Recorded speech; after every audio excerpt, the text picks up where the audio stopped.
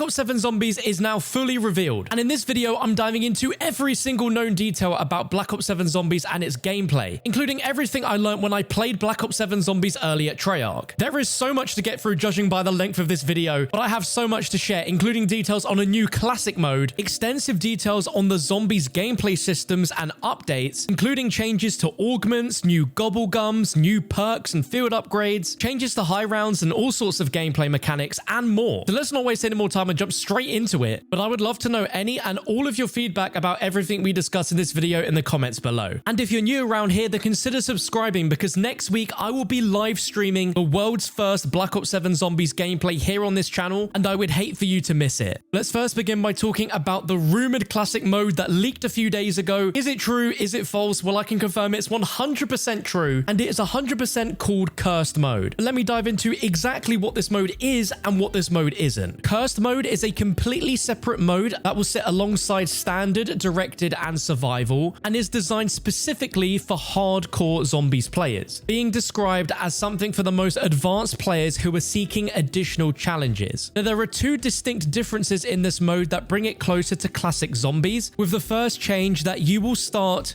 with only a starting pistol.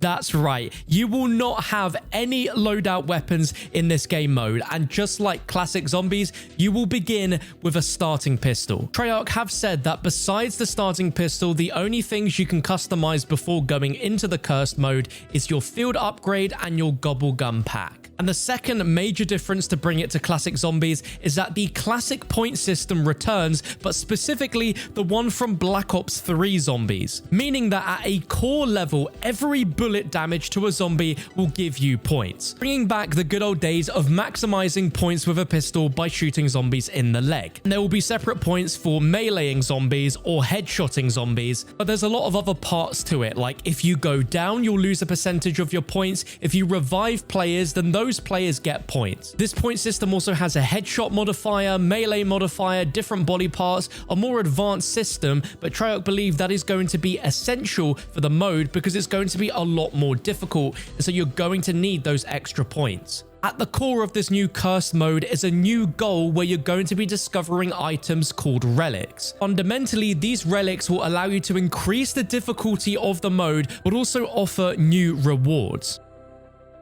Treyarch have hinted that these relics will be nods from their past. How you find them, they aren't going to say, but once you find one and earn it, you'll now have it as a modifier that you can apply within your Cursed games, and it will be a penalty, making the game harder. You got given a few examples, such as being able to disable ammo crates, or another limiting you to only 4 perk purchases in the game. So as you acquire more of these relics and turn them on, you will advance the tier of the mode, and as the tier goes up, more things are discoverable within the Cursed mode, both good and bad. Treyarch are hoping that there will be a super deep experience here, and one that is going to keep hardcore players engaged for a very long time, trying to find all the secrets within Cursed mode, and they will be continuing to update this mode throughout the live season. So after all of the outcry for many years of Treyarch to bring a classic mode into Zombies, they have finally done it. And rather than it take over the standard Zombies mode that people have gotten used to since Cold War, it is being offered as a completely separate game mode. I personally am really happy at the sound of this, because this is bringing back classic Zombies, but keeping it completely separate from changing the fundamentals of what they've currently got with the standard mode. And it sounds like with those relics being additional modifiers that can make the game even harder, you can really tailor it to be as hardcore of a classic version of Zombies as you want.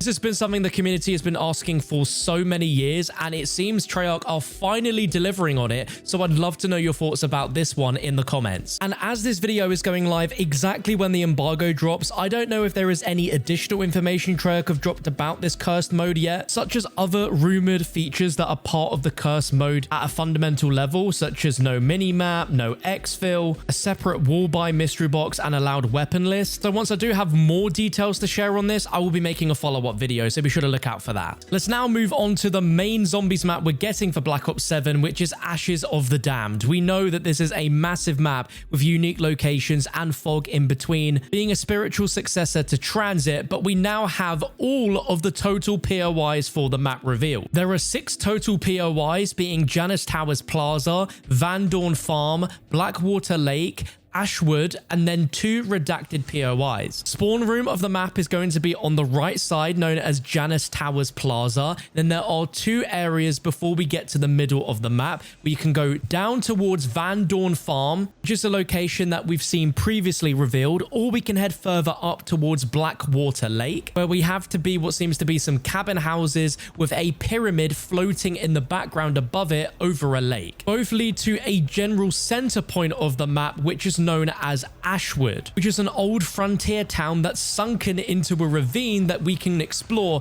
with a lot of cool history and interesting stuff there to uncover. Over off to the left side of the map, we have 2 redacted areas that at this time Treyarch have not revealed yet. Through teaser imagery, we know that one of these is Rella's Diner, which seems to be a spin on the word Rella's Diner, being a spiritual successor from the Transit Diner. The remaining POI is we actually don't know yet, but in between all of the POIs is 7 total zones, which are all also named and themed. So we have Monolith Forest, Collapsed Tower, Grounded Ship, Lost Cabins, and then 3 redacted zone areas. Just like with the main POIs, these zones are also going to have a thematic element. Treyarch described these as being really cool and interesting, but they're terrifying because you're in the fog, and the rules of round-based are very different when you're in here. You have the fog, you've got zombies that are going to be constantly spawning, so it's going to keep up the intensity, and it's not like you can just keep a crawler going. You're going to explore, but it's going to be very risky. And that's why they have vehicles in the map. So we have the one Wonder vehicle that's going to help us navigate through the map, which is known as Old Tessie. This is our Wonder vehicle, which Treyarch really consider as the 5th member of your squad, as it's really core to unlocking the map and the experience. But there are other means of ways to travel around the map, which I can now reveal from my time playing Black Ops 7 Zombies, are these Group 935 launch pads that launch you up into the air, similarly to the ones that we saw on Horizon Draft. Alongside this massive map, we have 2 new special enemy types, one called Zursa and another called Ravager. The Zursa is a crazy giant zombie grizzly bear that is massive and will act as a real threat to the player, especially when you're in the vehicle. And they've really took time to make this feel like a very scary boss to encounter. And then secondly, we have the Ravagers, which are these sneaky little critters that you will see around the map, and they're really tough to fight when they're in groups, and they're also really punishing on the Wonder vehicle and can do a lot of damage to it. When I played Black Ops 7 Zombies at Treyarch, I got to play on the Van Dorn Farm survival map only, and these acted as the special rounds of the map. They were crawling on all 4s, and they were pretty sneaky, a little bit like the Nova 6 crawlers from a map like Die Rise. Both of these enemies are going to be available in the standard zombies mode, cursed mode, and also in survival mode as well. Treyarch is still keeping a lot of cards close to their chest when it comes to Ashes of the Damned, but that's a real general overview that we've got for now.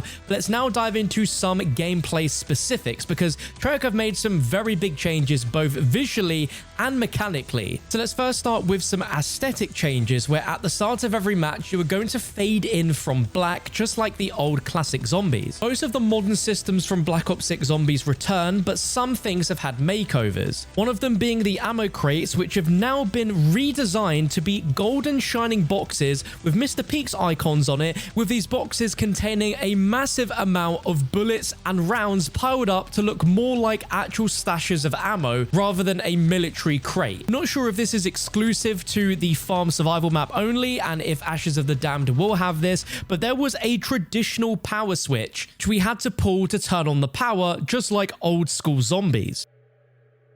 Since we're now in the dark ether, nothing plays by the rules anymore, and the mystery box itself is the Origins mystery box. So that in itself is very exciting to see. There is now a brand new perk, a returning field upgrade, as well as a returning ammo mod. The new perk is called Whisp Tea. When purchased, has the chance to activate a ghostly wisp that will go around taking out zombies for you. Treyarch has commented that player passive attacks like the Whisp Tea perk or brain rotted zombies will not kill the last zombie in the round. So it sounds like this perk is actually going to be useful and won't have any of those downsides. The new quote-unquote field upgrade coming to Black Ops 7 Zombies on launch is Toxic Growth, a returning field upgrade that we saw in Black Ops Cold War and Vanguard Zombies. And the new quote-unquote returning ammo mod is Fireworks from Black Ops 3. So a mix there of some new and some returning features from previous games. Diving deeper into the gameplay systems, we'll start with progression and augments, because augment research is being kept from Black Ops 6, and the context is that the Black Ops 6 crew have not forgotten all of their research all of a sudden now that they're in the Dark Ether, but the Dark Ether expands their sciences and allows them to discover new things. Every single piece of content in the augment research, be it perks, field upgrades, ammo mods, is going to be expanded with 2 additional augments, 1 major and 1 minor. And then on top of that, as an additional deeper investment, once you've completed each research track, you will then earn a bonus minor slot. So at the end of researching every single item in Black Ops 7 Zombies, you'll be able to equip 2 minors and a major for every single piece of content. So in terms of every single item having a new major and minor augment, we got some examples here which sound absolutely game-changing. The first for Vulture Raid being a new major called Armor-matic, where picking up an armor plate automatically applies it to your vest. This is something that the community have wanted for many years now since they changed that mechanic after Cold War, but rather than changing that to be a game-wide change, it is now in your hand. Another example is a new major for Stamina called Guns Up, allowing you to fire while sprinting, which is something that the community has also complained about in recent years. Another huge major is for Healing Aura called Resurrection, which will revive players even if they have bled out and are spectating. If you need to get people up before the next round or in a boss fight, you don't need to push the round anymore. You can use that. Another example is a new Ether Shroud major called After Image, which distracts zombies with a dark ether clone of yourself. And that is in response to community feedback where when you usually pop Ether Shroud, the zombies kind of dispersed, and this major means that they stick together. And then the final example is a new melee macchiato major called Mocha Maul, where the punch is replaced with your dedicated melee weapon, which I think is an absolute necessity for this perk, where it finally makes it good, promoting you to use that dedicated melee, and Treyarch say this is especially good for leveling up melee weapons and farming camos. But that is just a sample size of the 66 total augments that are going to be in the game at launch for the existing content and the 3 new pieces being Toxic Growth, Whisp Tea, and the Fireworks ammo mod. And each of those will come in a full track as well with 4 majors and 4 minor augments. Every Gobblegum from Black Ops 6 Zombies carries over into Black Ops 7, but now we have a few brand new ones. A lot of us expect to see Shopping Free, but Shopping Free has now been reworked into a slightly different Gobblegum called Gift Card, where rather than making purchases free for an entire minute, instead it will give you 30,000 points straight off the bat. I guess Treyarch thought that Shopping Free was a little bit too overpowered, so they've given us Shopping Free but in a slightly nerfed version. Another new Gobblegum is called Round Off, where it prevents the round for advancing for 2 entire rounds. So if you take down the final zombie, rather than the round actually progressing to the next, it will just restart the same round over twice. Another Gobblegum is Requirement, where your equipment slots will refill over time. Power Vacuum is returning in the form of a epic ultra Gobblegum. Aftertaste is returning now as a rare Gobblegum. And then finally, we have one new one called Armageddon, which is a legendary Gobblegum where when activating it, you will immediately receive a 3-plate armor vest and full plates. Let's now move on to the big gameplay update, starting with high round adjustments, where Treyarch recognized that every game they try something a little different with that formula, always trying to find the perfect formula of challenging but not frustrating. And so when adjusting how they make high rounds harder but not frustrating, they have gone back to the drawing board, listened to the feedback from the community regarding the Black Ops 6 Zombies high rounds, where they have now reduced the amount of super sprinters. Treyarch's wording is that they realize the community prefer to not have zombies as much faster as they are as much damage, allowing more core movement and skillful dodging of enemies, which in turn makes for more rewarding high round gameplay. And so there's going to be less super sprinters overall, but the damage cap of how much damage zombies will do to you when hit is going to go way higher. So it's just going to be more lethal at higher rounds, but they are smoothing out that curve. So in a game like Black Ops 6, when you hit round 45, you really started to hit that ramp where there was like a wall at that point where you know there's going to be a bunch of super sprinters from that moment onwards. That's now going to be much smoother, so it's going to round out starting at round 45 with super sprinters, but not every zombie is going to be a super sprinter, and that will gradually curve up all the way and cap off at about round 100. But even then, they said there's going to be less super sprinters overall in the game compared to Black Ops 6. They've also slightly changed armored zombies now, where they are never going to super sprint at you, but they are going to have more health and they are going to deal more damage, and they're going to have more armor. And Treyarch designed this so that part of the augment selection will involve you dealing with armor, as that's the balance of strategizing how you want to make your build, because the armored zombies are going to take a lot more bullets to take down, but they're not going to be as fast. And a big sigh of relief is that there's also going to be less special enemies now at high rounds. They say that they want to have less enemies, where they go back to a style like Black Ops 2 or Black Ops 3, where you have one singular elite in a round every few rounds, and they are really scary. And so you're going to see that overall. So they said that there aren't going to be any manglers for now. But in basic terms, there's going to be a lot less projectile-based enemies in BO7 Zombies, and really just putting the notice on you as the player trying to just skillfully dodge the zombies, which I think is part of what makes high rounding skillful, is how you go about that, rather than just sitting in a corner. Maybe that's also a type of gameplay style that they're trying to crack down on a bit, so that there's more of an element of skill and dodging going on. Treyarch believe that this is the next version of the iteration of high rounds, but they're going to continue to iterate on. So if there's something that we don't like the sound of, please give them feedback. They are open to hearing if they think that players find it is not challenging enough, or if it's too challenging. But they think combining these high round updates with the curse mode is going to be a pretty deep experience. But they do want to give a caveat, and I think this is very important as well, that in terms of Ashes of the Damned, because it's built for a big open style experience where you're going to be using the Wander vehicle, it's a bigger map. So there is going to be a little bit more super sprinting going on in Ashes of the Damned, but in post-launch maps, this is their philosophy going forward of no super sprinters. But they said for Ashes of the Damned, they had to change this slightly, because otherwise you would just be able to live forever otherwise. Another huge gameplay change comes down to the perks, and specifically with the Wonderfizz, where originally in Black Ops 6, it always spawns in after round 25, but Treyarch have now completely reverted this with a brand new system. So the system is basically 3 perks per player plus 1. So that would be 4 perks that you have purchased in the map, then Wonderfizz will show up in the map. And that goes for both solo and co-op. And they've made this change to encourage people to be using perk machines, actually purchasing the perks from these machines, having a bit more urgency and reason to buy perks early on, because once you've purchased 4 perks, you then get access to Wonderfizz. And particularly in earlier rounds, if you get a lot of points, you'll be able to access Wonderfizz much faster.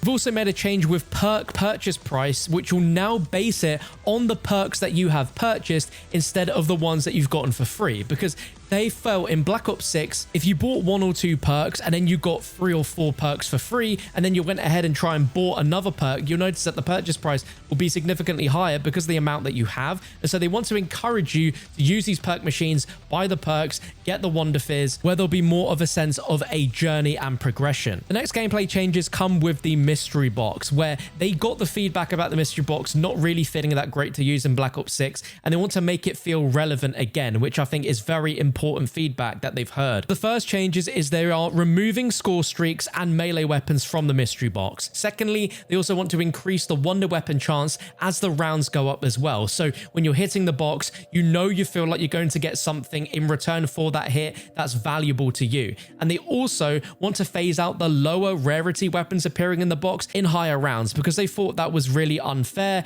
and they also wanted to make sure that you don't get a really bad roll. They want you to get something that's relevant to you, and in their eyes, again, trying to reinforce that the mystery box is a great thing to hit and use your points on.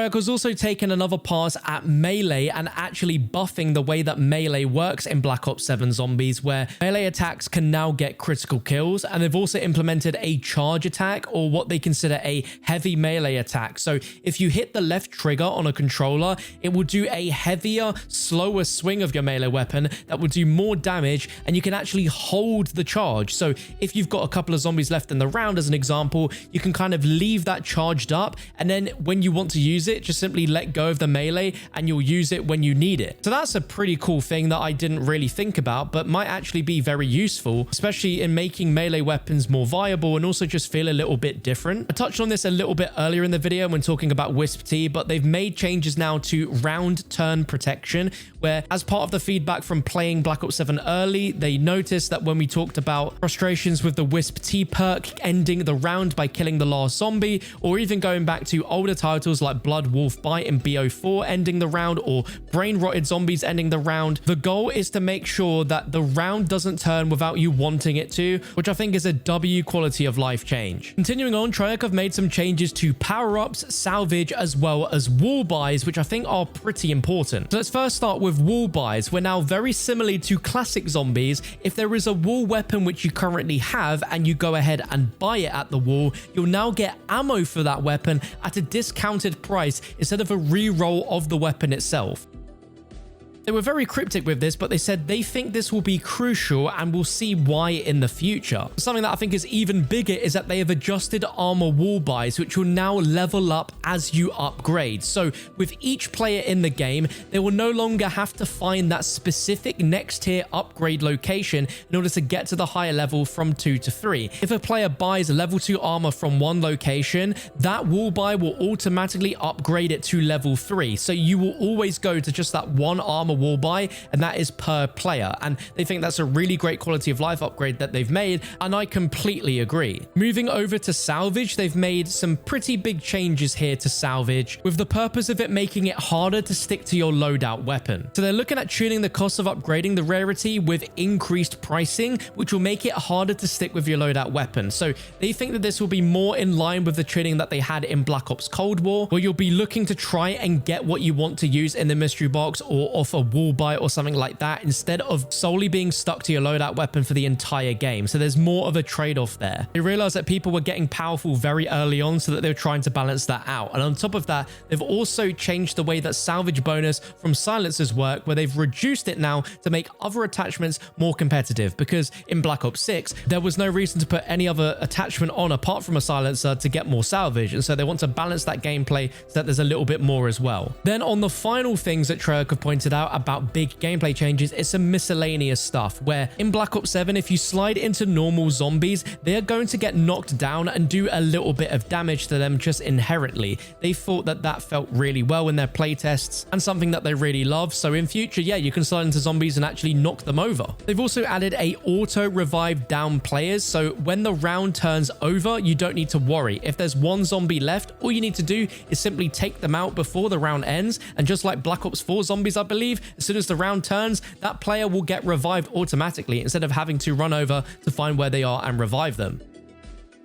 And the last quality of life change is something that they noticed from feedback, where people really love the fade in from black at match start, very similar to what we got back in the old days of Naked and Toten and OG Zombies. So they're going to bring that back, and they think that is a really cool thing to have. Some other gameplay mechanics returning from Black Ops 6 include the crafting bench, but that was a given, and exfilling returns as well. But because we're in the Dark Ether, the exfil works slightly different, where instead of you going up to a radio to call in Raptor 1, instead you actually go up to a telephone box, which looks like the telephone box from the introduction of Cold War Zombies with D Machine. Once that is activated, it's almost like the phone rings, and suddenly the phone becomes a big portal, where rather than you having to get to a certain area of the map and then take out a bunch of zombies in the allotted time period, instead you need to go ahead and simply take down a HVT near the portal. They've also changed the way exfil works, where it's now no longer tied to all players in the game having to participate. If one player player in the game wants to exfil, they can go ahead and do that activity completely on their own. So it doesn't force the other 3 players in the game to quit if they wanted to keep playing. A lot of stuff is being kept secret in terms of wonder weapons for Ashes of the Damned, but from what I got to play in the survival mode, both the ray gun and the ray gun Mark II were available in the mystery box for us to use. And that pretty much covers absolutely everything we know officially about Black Ops 7 Zombies gameplay wise. Now we've got the full reveal with the gameplay trailer, and I can finally talk about what I played at Treyarch. But this wasn't a full-on impressions video giving you my positives and negatives from what I played, so if you want to see that video, as I've been waiting over a month to tell you what I thought about what I played, then click this video on your screen right now. But if not, why not watch the gameplay reveal trailer that just dropped today by clicking this video on your screen to the right.